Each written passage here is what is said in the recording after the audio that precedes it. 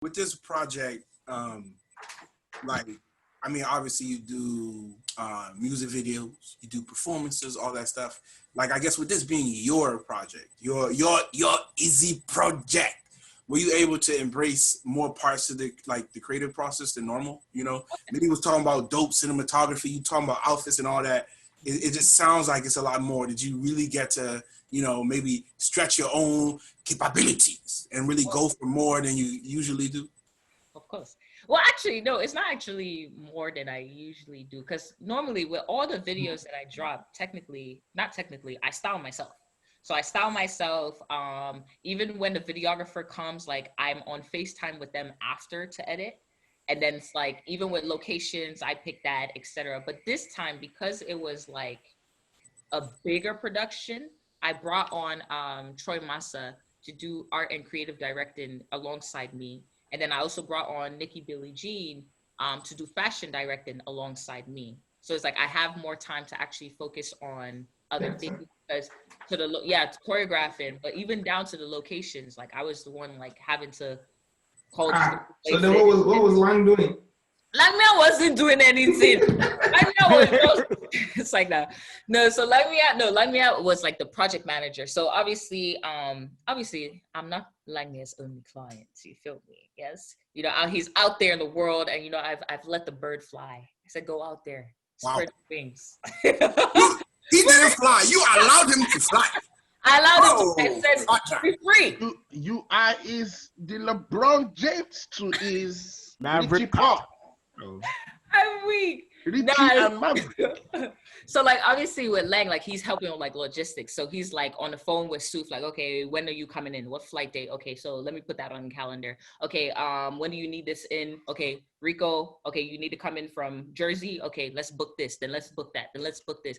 I'll send him like a link. Okay, this is the studio I want. Then he'll be on the phone like, oh yeah, they're available this day, they're not available. Oh, COVID, okay. So it's all these different things. So he handled everything logistics wise. But it's like for me, I'm very particular with what I want. So it's like I just know, okay, I want this farm. I've spoken to them.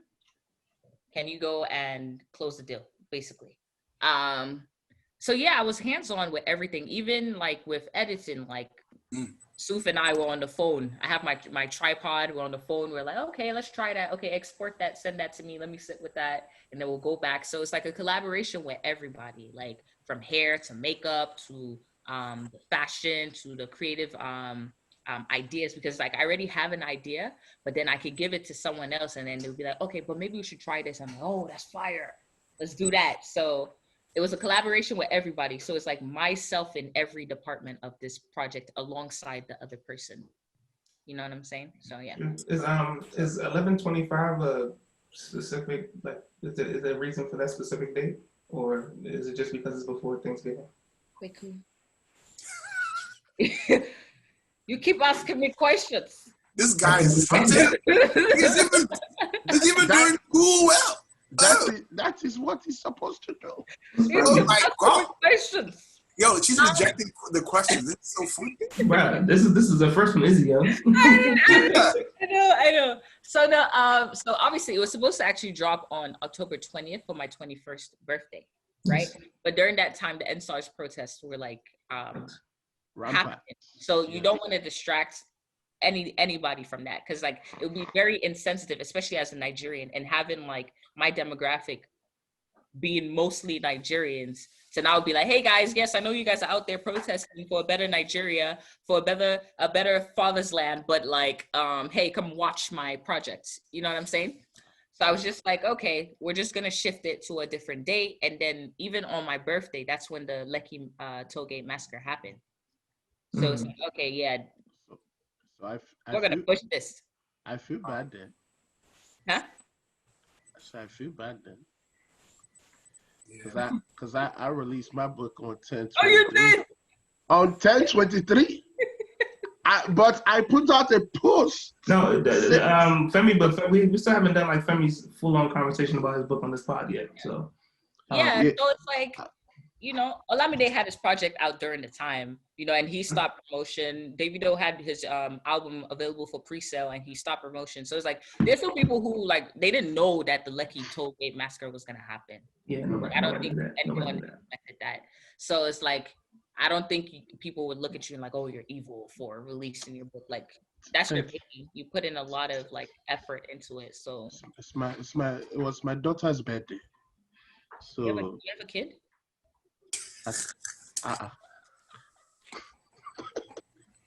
Is it? Where have you been, baby? Today you are doing something different. No, wait, no, you're serious, or you're saying the book is your, like, you have a kid? The book is my baby. Next question. Oh God. So with it coming out, okay, well, let's transition from your release. Yes. With the possibility of another shutdown happening. It's coming. This stuff. And with no particular end in sight currently for Corona, even though there's a vaccine that's been approved from, I think, the Pfizer or something like that. In terms of your creativity and trying to get something accomplished next year, Yeah. have you thought that far? Have you, do you have additional plans? Is there like another film potentially in the works, but maybe not based off of giving people their flowers, but, you know, working with others to create another type of visual?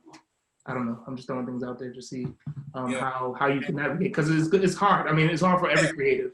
There has to be COVID impact. I mean, all the music fest, performances, you know. Yeah. Definitely, I would say, like, obviously this lockdown put a lot of things into perspective. But I would say, like, going in, I was kind of prepared. I would say maybe financially prepared to an extent. Relax. To an extent, right? But it's like, because to an extent, but it's like physically, mentally, psychologically, you can't really prepare for that. You can't prepare for that. So it's like, for me, the money aspect is because, like, even during the time like COVID, the lockdown was happening, like I was getting offers, right? Yeah. But it was like, it just wasn't sitting right with me. It's like, okay, I don't want to do that. That's not inspiring. Or I don't want to do that. I don't like what that stands for and stuff like that. So it's like, I think